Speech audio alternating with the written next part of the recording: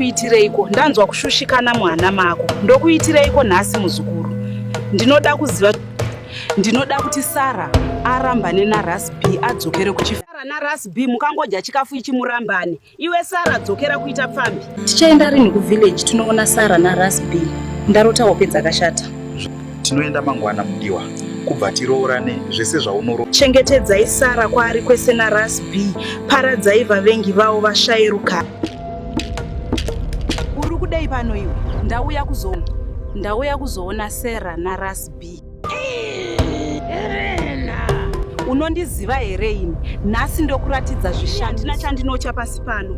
Ari mandiri ndiye mukuru. Vakasika zvese zviri muchadenga. Wauya kuzopindira nyaya dzisiri dzako. Ndiani akupa mvumo yokuti uuye kuno kuzotaura zvinhu zvisina basa pamberi pangu nhasi uno iwe mukadzi? Ibva pano iwe Satani, ibva pamberi pangu. You have no power here and your presence is unwelcome. So live in the name of Jesus. Iwe, ndatarisana nezvi zvinotwisa. Ndapota ndibatsireiwo nekuti Mugarike by Lily Number Krima. Now